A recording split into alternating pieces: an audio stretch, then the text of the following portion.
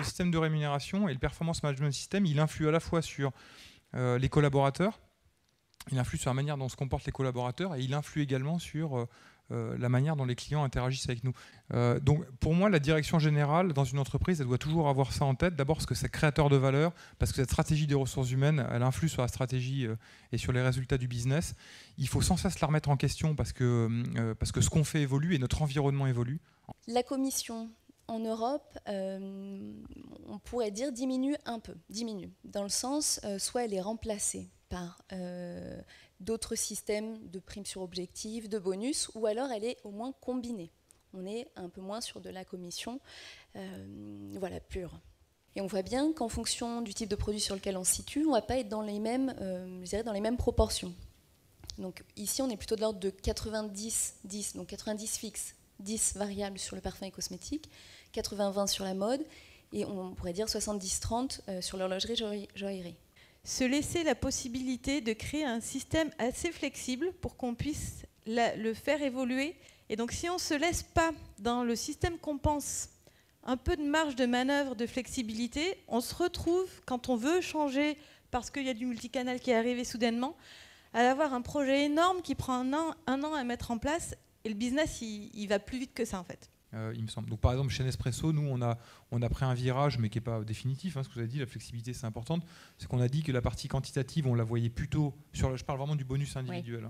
Oui. On la prend plutôt en équipe, notamment par rapport aux enjeux du multicanal. Là où sur la partie individuelle, on va plutôt être sur le qualitatif. Donc, on va plutôt être sur le quantitatif en collectif et qualitatif en individuel. Le développement et le digital bousculent un peu les systèmes de rémunération parce qu'ils bousculent un peu le rôle du vendeur. On parlait ce matin des vendeurs avec des tablettes. Ils bousculent la question du collectif, parce que le collectif, à partir du moment où un client a regardé un produit sur le site internet, est venu le voir en boutique et est reparti pour réfléchir, l'a acheté dans une autre boutique, à qui j'attribue la performance, à qui je rattache l'acte d'achat. Donc ça bouscule à la fois la notion de collectif et du coup ça a des impacts sur les systèmes de rémunération. Le système de rémunération ne doit pas induire à un moment donné qu'on réfrène les gens de passer sur un canal ou un autre. À nous de nous organiser pour ça. Au contraire, il faut le favoriser, ça crée de la valeur. Parmi les facteurs qui permettent de susciter la performance, il y a aussi tout ce qui est système de management de la performance en lui-même, c'est-à-dire tout ce qui est autour de la fixation et de l'évaluation des objectifs.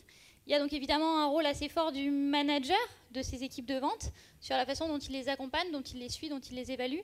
Et il y a tout ce qui est aussi gestion des carrières, développement des compétences, comment je fais progresser mes vendeurs vers l'expertise ou vers le management et la responsabilité d'une boutique. C'est qu'il faut débattre et que le mode de rémunération, il sera d'autant plus, il amènera d'autant plus de performance qu'il a été au moins partagé. Ça ne veut pas dire qu'on est toujours d'accord, mais que les intentions ont été partagées et pourquoi pas prendre des virages tous ensemble. Je pense que ça, c'est la meilleure façon. Je pense que ce sujet-là, de la communication, la possibilité de communiquer l'ensemble du package de rémunération est absolument clé.